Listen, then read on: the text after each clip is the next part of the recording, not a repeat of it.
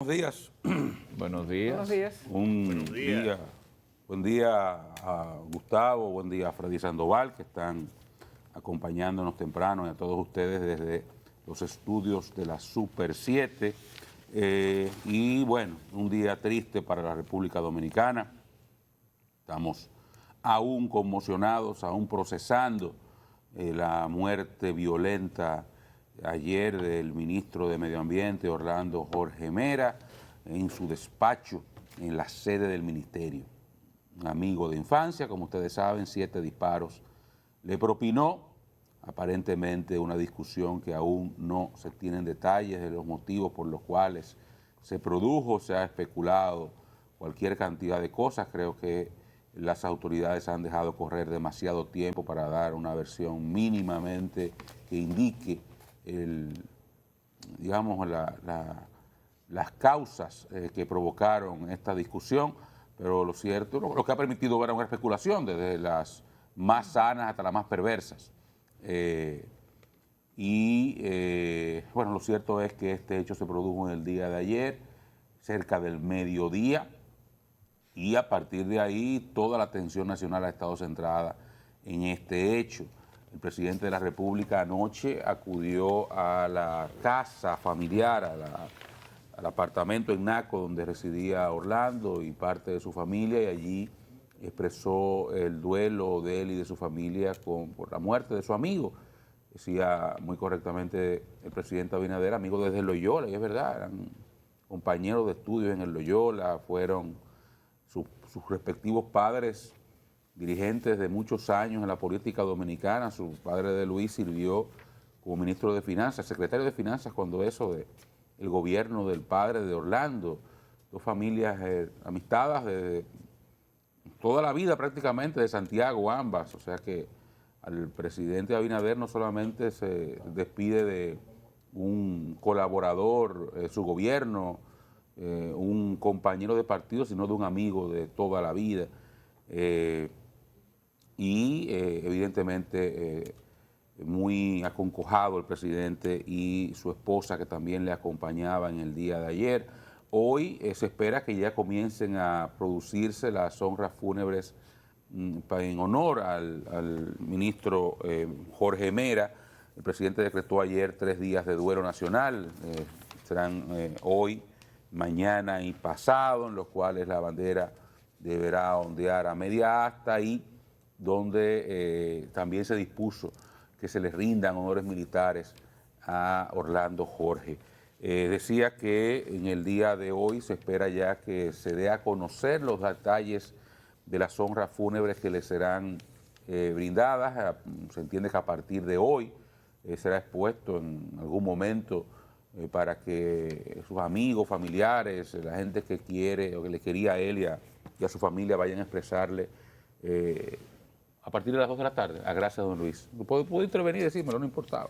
Inclusive me hizo la seña que a las 2 de la tarde de hoy ya comenzarán las honras fúnebres. Se supone entonces que será sepultado mañana, tal vez, pasado mañana. ¿Tiene información del sepelio? No. Todavía no. Igualmente, no se espera, personalmente, esto lo digo a título personal, no espero que el presidente cambie su agenda de viajes. Entiendo que cualquier espacio de honores militares o honores de Estado que deban brindársele, no creo que el presidente, salvo que cancele totalmente su presencia en la cumbre, puede estar presente. O sea, porque trazarla un día para estar un día más aquí, bueno, pero no creo que pueda, reitero, salvo que cancele su participación completa, algo que me sorprendería mucho porque el presidente tiene una agenda importante en los Estados Unidos y no creo que lo vaya a cancelar, pero bueno, está pendiente que se confirme si continúa la agenda del presidente hoy como estaba dispuesta para viajar cerca del mediodía desde el aeropuerto de Punta Cana en un vuelo con escalas hacia Los Ángeles, California, donde a partir de hoy mismo está supuesto a iniciar su participación en la Cumbre de las Américas. Pero en sentido general, el día de hoy muy triste, pero pienso que el país muy triste desde ayer por la muerte de Orlando Jorge Mera, una persona que además de los aspectos que hemos señalado, de su condición de político, era un buen tipo. Orlando era un caballero, un hombre decente, de fino trato. Yo no creo haber visto nunca en mi vida a Orlando gritando, levantándole la voz a nadie, maltratando a nadie. Un caballero de todo punto de vista, un hombre decente. Creo que el país pierde hoy un político decente y un servidor público eficiente. Pasa sus restos y desde aquí, sin duda, abrazo solidario a su familia, a Dilia Leticia, a su hermana.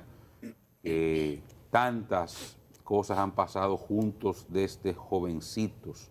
La vida los ha retado y qué resiliencia ha mostrado y cuánta debe mostrar Dilia Leticia en este momento. Y junto a Dilia, sus hijos, su esposa Patricia y todos los familiares que no puedo ni imaginarme lo que están atravesando en este momento. Jóvenes, buenos días. Buen día. Buenos días a los compañeros de la Super 7 también. Buenos días al país. Voy a compartir, Oscar, lo de las honras fúnebres que la familia ha informado ya, en adición a la información que daba Luisín, todo lo que va a ocurrir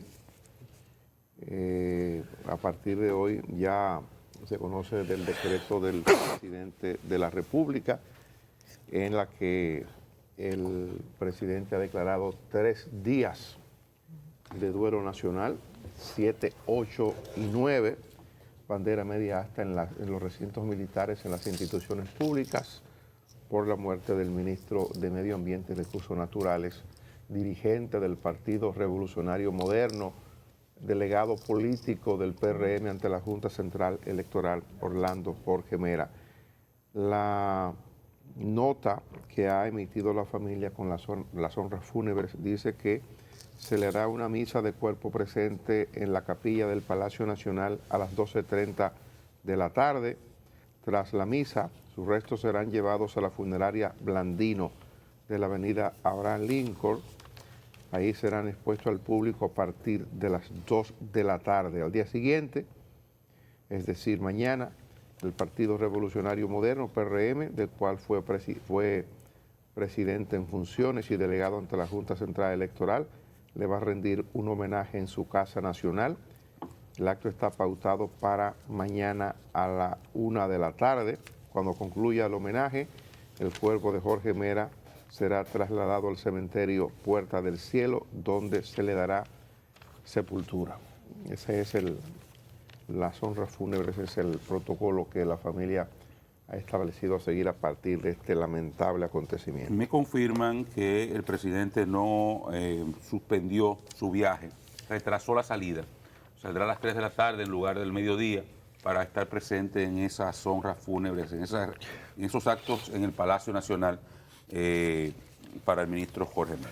Era muy difícil la suspensión del viaje para el presidente de la República porque aunque Palacio no lo ha dicho oficialmente, el presidente, el gobierno dominicano estaba haciendo gestiones para reuniones bilaterales que se van a hacer en el marco de la Cumbre de las Américas. Tendremos detalles posteriormente a esto. Ya nosotros habíamos especulado ayer sobre la posibilidad de que el presidente retome temas pendientes con los presidentes de Panamá, de Costa Rica, con el presidente de Colombia también. Hay incluso, eso sí se anunció ya, una reunión programada con el primer ministro de Haití, entre otros encuentros que sí ya... El ministro de Canadá también, confirmado. Con el primer ministro de Canadá. Es decir, no era tan cómodo, no era tan fácil para el presidente suspender el viaje que tiene pautado para Los Ángeles a la Cumbre de las Américas. Tiene agendado hablar el viernes. Efectivamente, sí. Pero yéndonos al hecho, qué noticia más terrible uno sintió al margen de la personalidad de este joven. A mí me tocó en muchas oportunidades ver a Orlando siendo presidente del Instituto Dominicano de las Telecomunicaciones. Sostuve en cantidad de reuniones con él, siendo funcionario en ese momento, una persona afable, de trato sencillo. Eso que decía Oscar, yo nunca lo vi molesto, yo nunca lo vi levantarle la voz a nadie, una gente sumamente tranquila, apacible, y una persona con esa característica. Yo no me imagino cómo pudo haber sido este momento final en el que dicen se produjo una discusión, que hubo incluso que intervenir parte de las personas que estaban en el antedespacho, que se enteraron de la discusión, y él mandó a que lo dejaran tranquilos, que esa persona, Miguel Cruz, o Fausto de Jesús Miguel Cruz, de la Mota, era una gente de su intimidad, de su confianza, como en efecto lo era. Estudiaron juntos, una relación de amistad de cerca de 40 años, lo testimonian su familia. O sea, una cosa que es difícil de entender, por eso quizás el descuido de la seguridad de permitir que este hombre entrara armado al despacho del ministro. En buena parte de los ministerios hay detectores de metales para impedir que la gente entre con armas. En el Palacio Nacional, por ejemplo, hay en la puerta de entrada, en la única puerta habilitada para entrada, hay un detector de metales y hay un servicio de vigilancia. En otro ministerio lo hay. En Palacio hay dos, en otro ministerio lo hay. Y hay un personal militar. El Ministerio de Medio Ambiente tendría que ser, o debería ser, uno de los ministerios que tiene mayor cantidad de efectivos militares, porque tiene incluso un ala militar para el tema de la persecución del delito de medio ambiente. El CEMPA tiene un organismo, es decir, no estamos hablando de un ministerio, de una institución del Estado desguarnecida, sin presencia militar. No, esto es todo lo contrario. Pero evidentemente era un amigo que acudía con frecuencia al ministerio. La información que tengo es de que esta persona frecuentaba mucho, se sentía parte del ministerio por la relación con el ministro, y la verdad es que uno se pregunta, todo el mundo se pregunta, ¿qué cosa pudo haber mediado? O sea, ¿qué tema se complicó tanto como para que este ciudadano intentara quitarle la vida? En efecto, le quitó la vida con un agravante, con un elemento. No fue que le hizo un disparo, es que le hizo 7 disparos. Las informaciones que se han levantado indican que fueron 7 disparos, uno de ellos en la boca. Digo, ¿qué saña había? ¿Qué cosa pudo haberse producido para algo de esta naturaleza? Yo creo que lo que ocurrió ayer, el país se frizó, el país se paralizó. Era una indignación colectiva y no era para menos. Lo que ocurrió no era para un comportamiento distinto. No importa si usted conoció a Orlando, lo que yo sentí con la cantidad de gente que hablé por teléfono, personalmente, gente que me comentaba lo que había ocurrido, el país estaba frisado, o sea, incrédulo. Mucha gente, bueno, cuando yo recibí la primera información, minutos después de las 12 del mediodía, yo fui el primero. Bueno, la primera información era: hubo un tiroteo en el despacho del ministro de Medio Ambiente. Era la primera información. Como periodista me tocó hacer lo que uno hace en ese tipo de situación, tratar de confirmar la versión. Confirmada la versión, dimos la información de que se había producido un tiroteo en el despacho del ministro de Medio Ambiente, sin mayores detalles porque no lo había en el momento. La gente habrá notado que había un ambiente de tanta confusión que hasta cerca de las 3 de la tarde se creía, bueno, hasta que nosotros, Luisín y yo, tuvimos la oportunidad de intervenir en los medios de comunicación desde la Iglesia Jesucristo Sumo Sacerdote y decir Sumo y eterno sacerdote en el sector Renacimiento de la capital, hasta que Luisín y yo pudimos intervenir, yo en principio como camarógrafo, Luisín como reportero, para contarle al país lo que estaba ocurriendo y decirle al país que Miguel Cruz estaba en esa iglesia y que había acudido ahí a entregarse ante el sacerdote José Arismendi Elena. Nosotros tuvimos la oportunidad de dar la primicia. Luisín tuvo una fuente que le confirmó a dónde había acudido el matador después de haber cometido el hecho. Él fue, esto está a unos cerca de 3 kilómetros o menos, desde el Ministerio de Medio Ambiente hasta la iglesia, y se entregó al padre. El padre hizo la conexión él quería, por lo que Luisín contó, y habrá de contar más adelante ahora. Luisín contó a los medios de comunicación por pedido del padre José Arismendi. Ese es el momento en que lo sacaban de la iglesia. Ahí Luisín y yo fuimos testigos, hicimos testigos al país y al mundo de ese momento en que Jenny Berenice Reynoso le sacó, junto con esa protección amplia de efectivos policiales, casi todos oficiales de la policía, miembros del departamento SWAT de la policía, le montaron en una jipeta Tahoe, en la parte trasera, en la parte delantera, al lado del chofer, se montó Jenny Berenice Reynoso, la procuradora adjunta, directora de persecución de la Procuraduría General de la República. Él quería que la prensa fuera llamada para que le garantizaran su vida. El padre le dijo que estando ahí, su vida estaba garantizada, y procedió el padre a valerse de uno de los asistentes, una de las asistentes, para hacer el llamado a la policía, para que la policía fuera y para entregarlo a la policía. Y llegó la policía, llegó el propio director general de la policía, llegó la procuradora adjunta Jenny Berenice Reynoso, y se tardó en la entrega, porque eso duró cerca de 3 horas. Se tardó en la entrega porque él requería además, antes de ser interrogado, la presencia de un abogado. Parece que salvado todo eso, fue que se produjo ese momento que ustedes vieron ahí en pantalla, vieron en cámaras, los que nos sintonizan por televisión en este momento, y se entregó a las autoridades, y me imagino que de ahí fue conducido a la Procuraduría General de la República para la parte formal, quizás para hacer un interrogatorio mucho más detallado, con mucho mayor rigor. Ahí estaban en la iglesia, en la parte donde se oficia la misa, era donde estaba ahí en custodia o bajo la custodia del cura párroco de esa iglesia. De manera que al país se le mantuvo un poco entretenido en medio de la confusión, haciéndole creer que el matador, que el victimario, permanecía en la sede del Ministerio de Medio Ambiente. Había un aparataje inmenso, y que si estaba trincherado, y que se tenía rehenes, y que se habían más personas heridas. No, al país se le, bueno, por falta de información, al país se le confundió momentáneamente de lo que estaba ocurriendo, cuando en realidad Miguel Cruz estaba en una iglesia aquí en la capital. Así es, y la parte complementaria de esto es el hecho de que él salió, como lo ve usted en las películas, salió solo caminando, sin ninguno, tomó uno de los ascensores y él bajó, y de ahí él se marchó en un vehículo público a la iglesia que él conoció. ¿Fue caminando? No, está muy lejos. Llegó caminando a la iglesia. Pero pasó un tiempo que él utilizó un medio ahí, aparentemente. Cuando digo aparentemente, es un dato que nos falta por confirmar.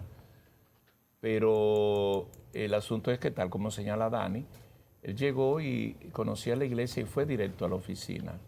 El promedio de las 12 del día, casi terminando de matar a Orlando, y pidió ver al sacerdote. Y cuando lo vio, eso que dice Dani, es lo que quería ver la prensa. La actitud del sacerdote fue determinante para que los hechos fueran más rápidos. Y le dijo, él no le dijo a quién había matado. El sacerdote no conocía los hechos porque no estaba viendo televisión ni nada de eso, y recién acababa de concluir. Y no estaba identificado. Algunos medios decían, hirieron a Orlando, hay una balacera, todo ese tipo de cosas. Entonces él, automáticamente, el sacerdote le dijo, ¿cómo? Y él le dijo, sí, maté a una persona. Pero Miguel Cruz lo que quería era que llegara que le convocara a la prensa. Y José Arismendi, el párroco, le dijo, pero esto no es de prensa, esto es de las autoridades. Entonces ahí fue que él le comentó que podía entonces su vida correr peligro. Y él le dijo, no, aquí en la iglesia no le va a pasar nada. Fue muy determinante, llamó, y entonces, cuando ustedes vieron imágenes en los medios de comunicación movilizándose, la policía del Ministerio de Medio Ambiente se comenzó a reportar que llevaban el hombre porque supuestamente estaba trincherado dentro del despacho. Sí, como a las 1:30, 2 de la tarde, los que estábamos viendo la televisión, dando seguimiento continuo al hecho, los reporteros que estaban ahí, comenzaron a dar cuenta de un movimiento inusual. Sí. Y un corredero, y corre fulano, y uno veía a la gente corriendo, y la cámara, que se qué cosa, y los fue moviéndose. Entonces, en ese momento no sabíamos lo que estábamos en nuestros hogares, qué estaba pasando. Luego nos enteramos que fue que salieron hacia la iglesia. Claro. Pero no desmontaron el operativo ahí, sigue la especulación de que él estaba trincherado. Y por eso los medios restantes llegaron ahí hasta que llegamos nosotros dos, que quiero hacer un paréntesis. El patrón cogió el papel de una cámara, pero nosotros detrás de un poste, porque si nos poníamos muy de frente, sabe que los militares, yo tenía ese temor de que nos vinieran a sacar del centro, Y Dani me dijo una palabra que me dio confianza. Me dice, tú estás loco, a la prensa van a mover de aquí, tú estás loco. Entonces íbamos arriba y me puse en medio de la calle. La experiencia de reportero. No, pero yo tenía... Ellos pueden no querer a la prensa, pero hay que tener cuidado con la No, prensa. pero tú sabes que esos son guardias que algunos, ¿verdad? No, sí. Tú sabes la atención que había ahí. En el mundo se respeta eso en cualquier circunstancia. Sí, entonces... Hasta en la guerra. Entonces... Compañero, buen café, buen provecho. Gracias, don Don Freddy, quería oírle. Y no, don Freddy, concluye verlo. porque usted sabe más de esto que uno. Sí, Y mire, ustedes tocaron tangencialmente la parte del protocolo de seguridad que debe tener un funcionario de ese nivel, a nivel ministerial. Y pienso que ese es un tema que está pendiente para las autoridades que tienen que ver con el asunto de la protección a los funcionarios, sobre todo a los oficiales y a los diplomáticos. Aquí hay despachos que no tienen ningún tipo de seguridad.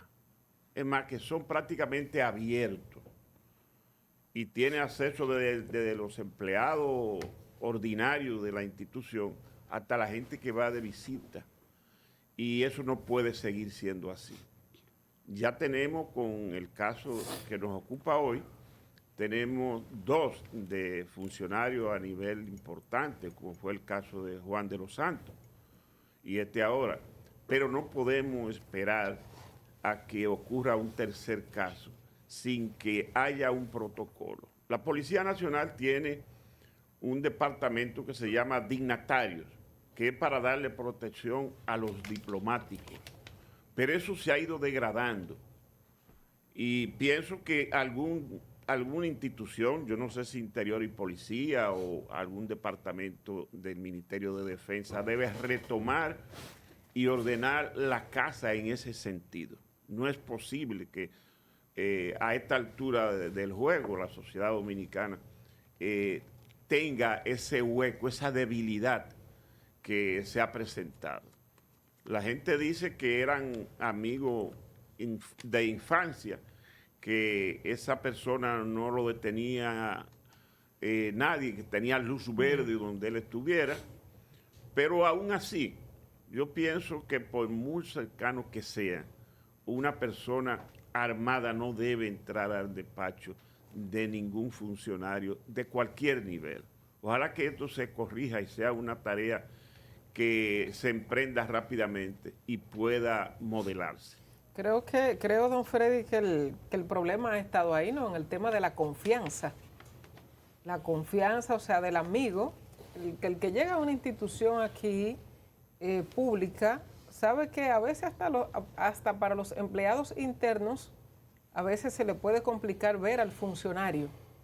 El tema aquí ha sido, igual que con el tema del ex alcalde de Santo Domingo Este, Juan de los Santos, es que llegan, en ambos casos, han sido personas de confianza, donde el propio ministro le dice al asistente, no pasa nada porque es el amigo mío que está aquí, o sea, se supone, y entonces ahí debe, y le doy toda la razón a usted, don Freddy, de que debe haber un refuerzo o una dinámica diferente en el aspecto de seguridad, aunque sea una persona de confianza del ministro, o sea, cómo pudo haber llegado, no que haya llegado a la oficina, sino cómo llegó con el arma, porque se supone que no pasó previamente ni siquiera por detectores de metales, que en el ministerio, si mal no recuerdo, en la entrada de abajo hay detectores de metales. Entonces, ¿cómo él logró salir, entrar al despacho con el arma? No que haya llegado, porque cuando llega una persona de confianza a los despachos sabemos que no hay mayores inconvenientes. De hecho,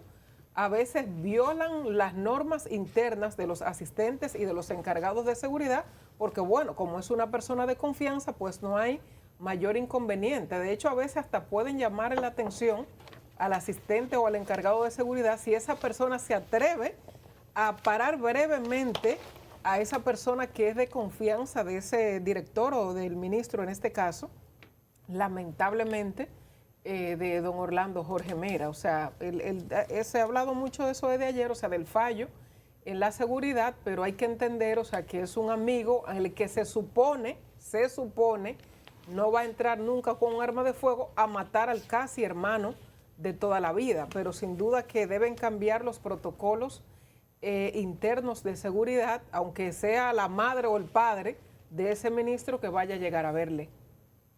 Bueno. Es interesante, Johanna, lo que tú planteas, pero también cómo salió ese señor de ahí.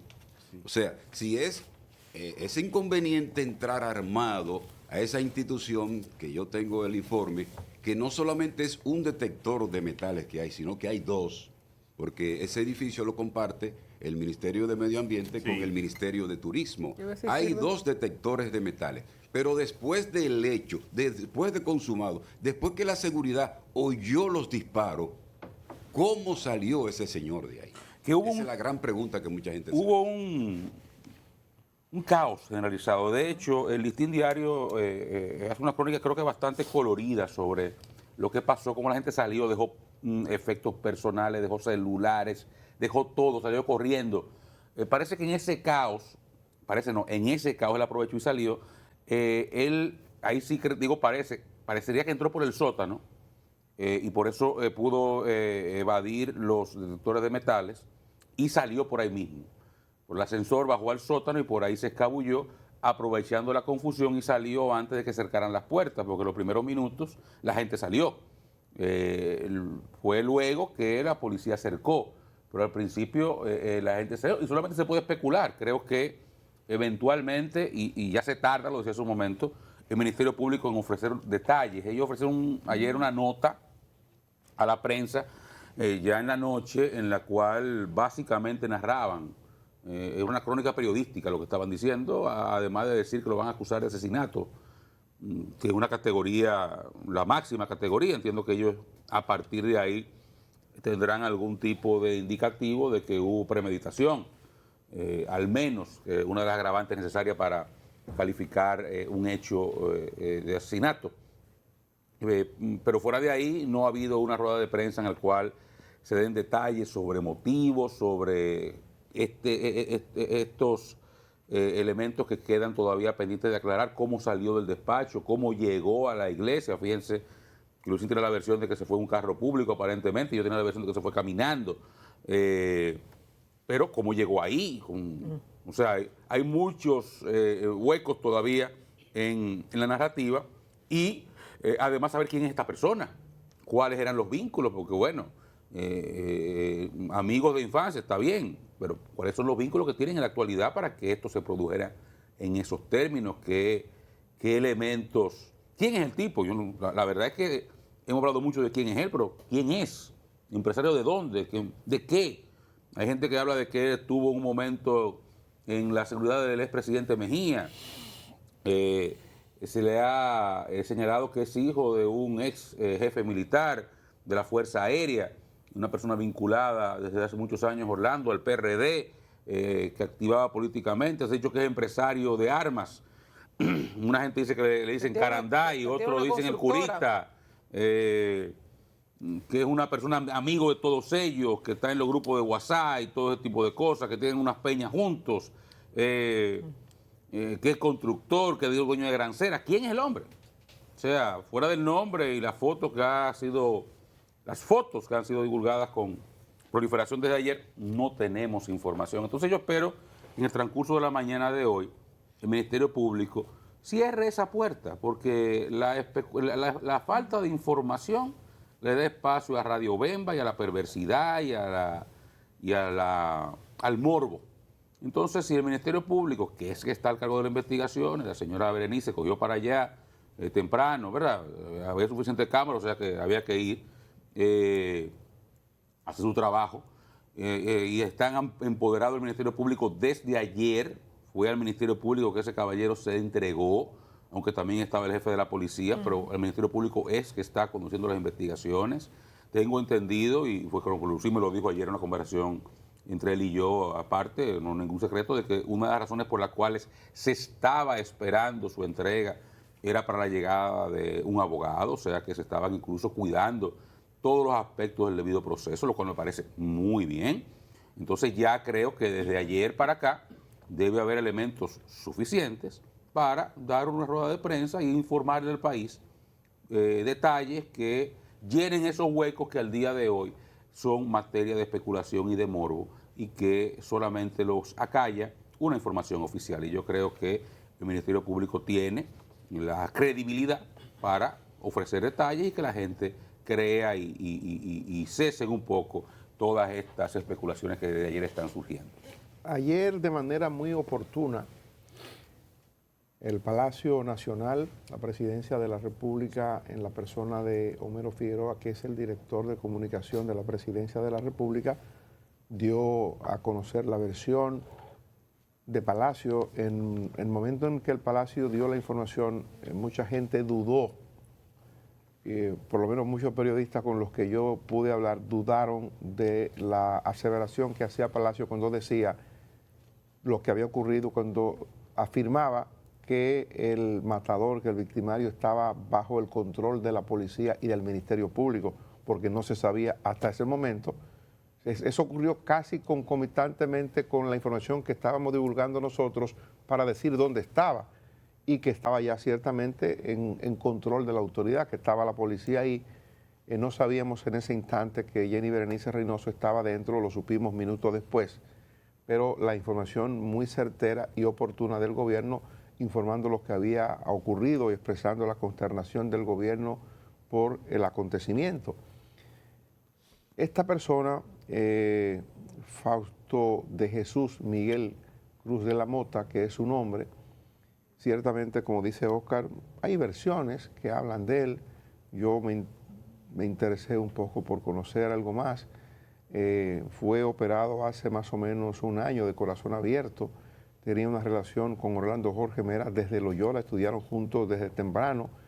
Nació en La Vega, tenía varios negocios, era un hombre que manejaba recursos, que manejaba dinero, estaba vinculado al negocio de la construcción, al negocio inmobiliario, tenía una empresa que le llaman Caranday, es una empresa que hizo importaciones importantes de armas de fuego, sobre todo de pistolas de ese nombre en el gobierno del presidente Hipólito Mejía.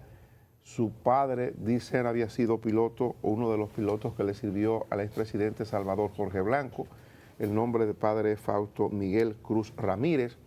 Y aprovecho para hacer una aclaración importante. Fue jefe de la Fuerza Aérea del 88 al 90. Fue jefe de la Fuerza Aérea. Tenía una foto de él también. Efectivamente, fue jefe de la Fuerza Aérea. Pero ayer se generó una confusión que yo quiero aclarar en beneficio de un amigo. El doctor, el urólogo Octavio Cruz Pineda, hijo del general Cruz Duravito, que fue director del DNI, ayer me llamó muy preocupado mi médico. Y ayer me llamó muy preocupado para decirme de lo que le había ocurrido, porque se había divulgado erróneamente la información de que era un pariente suyo o era un hermano suyo el que había cometido este tipo de cosas por lo del general Cruz. Son generales distintos.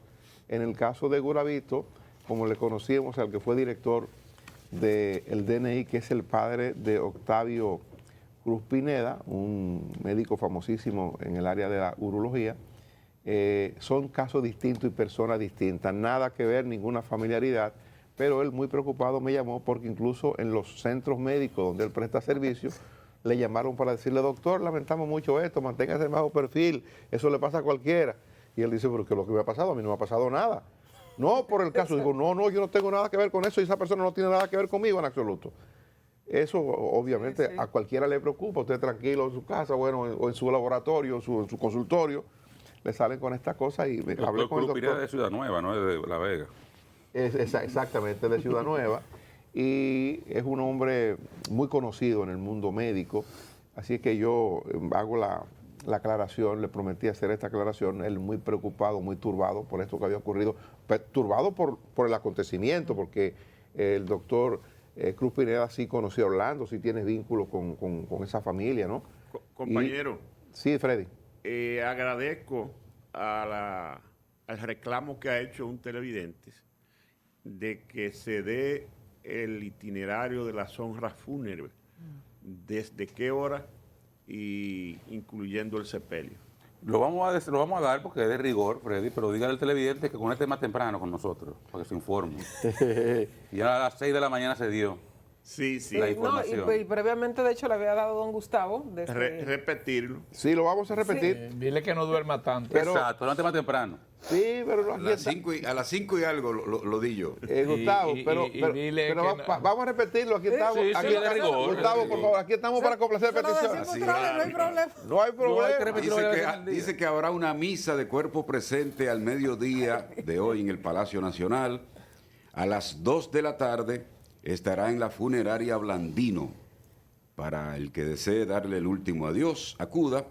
Y el miércoles a la 1 de la tarde estará en la Casa Nacional del PRM, donde le rendirán guardia de honor en ese partido. Y después, posteriormente, partirá al cementerio Puerta del Cielo.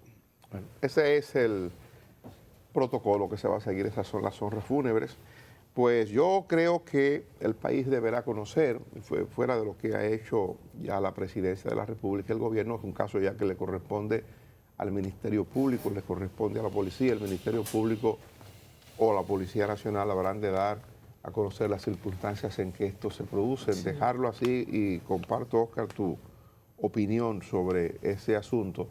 Dejarlo así es dar espacio al morbo, es dar espacio a la especulación, y sería conveniente conocer de las motivaciones que habría tenido esta persona.